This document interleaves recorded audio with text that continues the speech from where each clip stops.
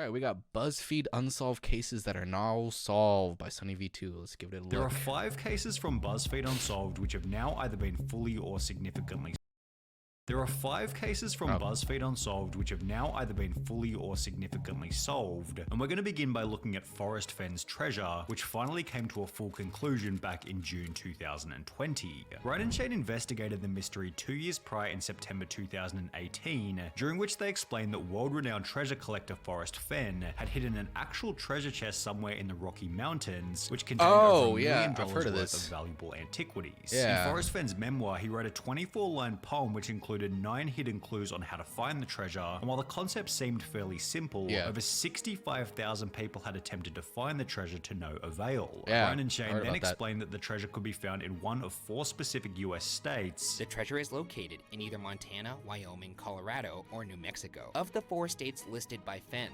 I tend to lean towards New Mexico or Wyoming. Wyoming because a majority of Yellowstone National Park resides within that state, and Yellowstone was a place where Fenn spent his formative years camping with his father. And although Wyoming seemed like the most likely location for the treasure, the boys eventually settled on looking in New Mexico, flying to the state with over a month's worth of research under their belt. Ryan and Shane looked at 3 different locations in New Mexico, put up with bad weather and rough terrain, and at one point even thought that they had found the treasure. That right there. Look, there's a box. What do you mean there's a box? Right here, look. Is that a box or just a very square rock? That is a very, very square rock. However, the trip ultimately ended with the boys leaving empty-handed. I think we may just have to come to terms with the fact that we're not going home with treasure. And the location of Forrest Fenn's treasure remained a mystery. That would be until approximately 2 years later on the 6th of June 2020, when the following post was made to Forrest Fenn's personal blog. It was under a canopy of stars in the lush forested vegetation of the Rocky Mountains, and had not moved from the spot where I hid it more than 10 years ago. I do not know the person who found it, but the poem in my book led him to the precise spot. I congratulate the thousands of people who participated in the search and hope they will continue to be drawn by the promise of so cool, man. That's such a cool thing to do. The search is over. Look for more information and photos in the coming days. Mr. Beast should do something like that, honestly. I feel like Mr. Beast he'd get a bunch of people looking too, if he put like a $5 million prize box, hid it somewhere in the world, and then Forrest. As promised, this photo showed up on the blog in the days that followed, before these 2 were also posted, confirming that the treasure had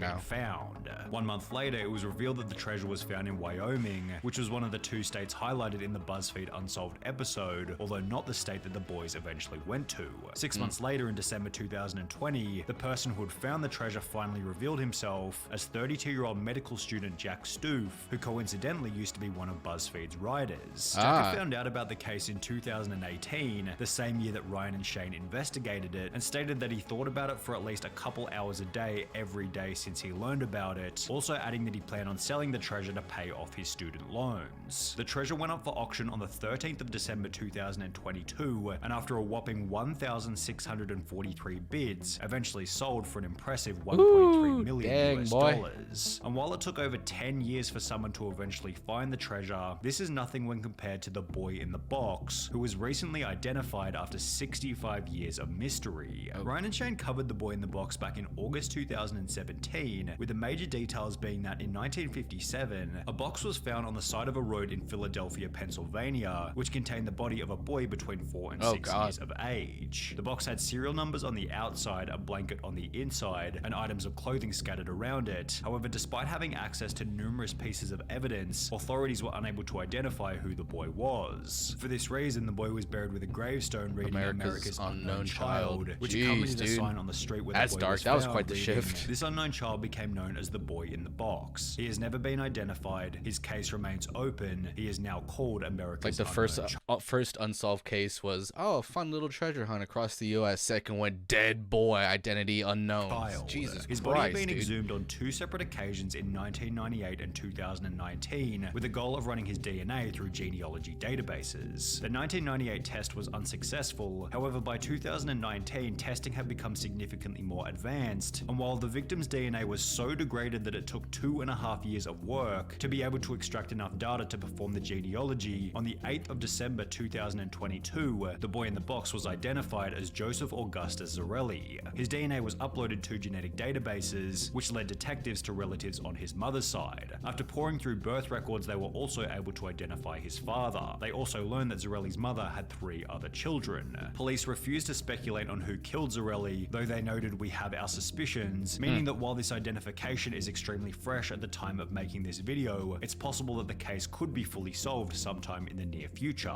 However, if we're on the topic of fresh identifications, then we have to talk about the Lady of the Dunes, who after 48 years of mystery was finally identified on the 31st of October 2022, just 38 days before the Was this boy in another the dead body? box. When Ryan and Shane looked into the Lady of the Dunes back in March 2020, they explained that she was found deceased on a beach in Provincetown, Massachusetts, yet because she'd been lying there for such a long period of time, the Lady of the Dunes had become unidentifiable. Despite using bloodhounds, studying missing persons bulletins, scouring the registers of local lodgings, and looking into anyone who had a permit to bring their vehicle into the area, police turned up nothing. The Lady of the Dunes also had extremely recognizable dental work. However, despite this and numerous different police sketches, nobody knew who she was. That's Similar crazy. to the boy in the box, the Lady of the Dunes was exhumed for DNA on 3 separate occasions in 1980, 2000, and 2013, although none of these resulted in her identification, leading the boys to state this. For that to produce no kind of DNA evidence of like who this person is, it's kind of insane to me because 1974 is not that long ago. No. You would think that DNA would be fresh enough that you could figure out this person's identity. What Ryan and Shane didn't know at the time was that within 2.5 years, the Lady of the Dunes' unknown son would undertake a DNA test with Ancestry.com, providing genealogy databases with enough evidence for the Lady of the Dunes to be identified. On October 31st, the FBI announced it finally identified the woman as Ruth Marie Terry, a native of Tennessee who was 37 at the time of her death. At the time of her disappearance, Ruth Marie Terry had mentioned to family that she was traveling to Massachusetts with her husband Guy Moldovan, who's now become the main suspect in the case. Despite being married at the time, Guy never officially reported the disappearance of his wife to the police, yeah, there you and go. conveniently remarried a year later as if nothing had ever happened. There you go. What's even crazier is that Guy Moldovan's previous wife had also gone missing and was Just get a eventually divorce, found man. dead Come on. alongside his What the daughter fuck? inside a septic tank Wait, on what? Guy's Seattle home. Wait, And what? was What? What's even crazier is that Guy Moldovan's previous wife had also gone missing and was eventually Jesus, found dude. dead So this guy's just killing wives. That's what he does for fun. He's a wife killer. alongside his daughter inside What a a septic fucking tank on piece of Guy's shit. Seattle home. He served only 2 And the years daughter? in prison. Wait. His daughter inside a septic tank on Guy's Seattle home. dude, He that's served only fucked. 2 years in prison before being released, Only which 2? was followed by him marrying Ruth Marie What? Terry, who was then found in the dunes only 5 months later.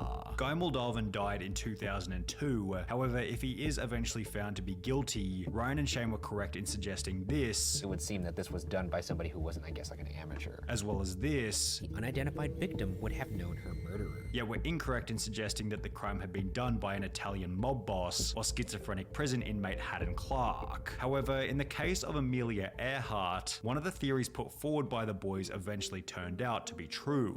Ryan and Shane explained that Amelia Earhart was trying to become the first woman to fly around the world. However, on the stretch between Papua New Guinea Disappeared. and the Howland Islands in the South Pacific, Amelia Earhart, her navigator Frank Noonan, as well as their plane vanished and were never found again.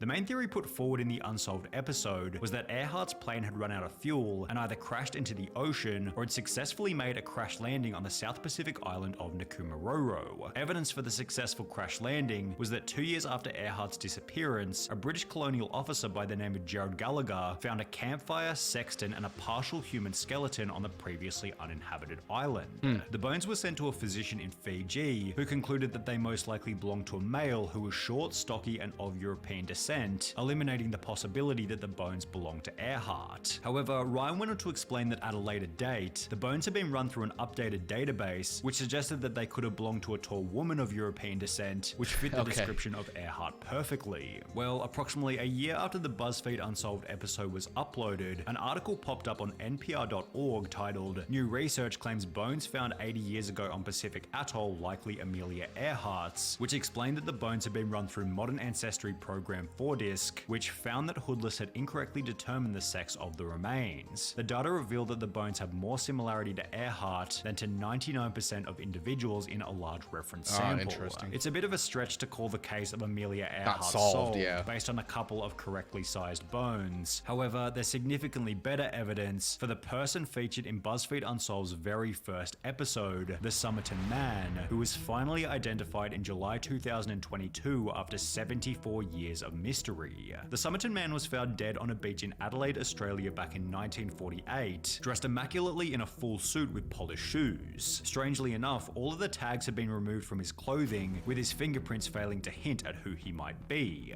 The case became even weirder when a torn piece of paper was found sewn into his pants, with the Persian phrase "tamam shud" written on it, which translated to "it has ended," with the case reaching even deeper levels of weird when someone brought in the book from which the paper had been torn, explaining that he found the book in the back of his car, which was parked near Somerton Beach. When the boys revisited the case in season 6, they talked extensively about the University of Adelaide professor Derek Abbott, who was seemingly the most determined as well as the closest to figuring out who the Somerton Man was. Well, it would be only 2 years and 3 months after this Buzzfeed Unsolved episode that Derek Abbott would finally achieve a breakthrough using the Somerton Man's hair. We looked for people with no date of death on that tree, and there was one that stood out. By using the DNA of a distant cousin living in Melbourne, Derek Abbott was finally able to confirm that the Somerton Man went by the name of Charles Webb. It was at this point that we knew that Charles Webb was the Somerton Man, and we'd finally cracked it. It's not the Somerton Man story now. This is the Charles Webb story. The theories put forward in the Buzzfeed Unsolved episodes, such as the Somerton Man was a Russian spy or a ballet dancer, were disproven after Derek Abbott revealed that Charles Webb simply grew up working in a bakery while playing football on the weekends. However, the other tragic detail revealed in the episode of Australian Story was that prior to being found on the beach, the Somerton Man was living an incredibly lonely life. He didn't have any friends. Not at all a happy person. Turns out that Charles loved to write poetry, and his favourite subject that he would write about maybe he was killed himself. death. This story turns out that it's not some wild spy drama. It's really a sad, tragic, domestic situation. Damn, that sucks. R.I.P. All right. Good video, Sunny. Thanks.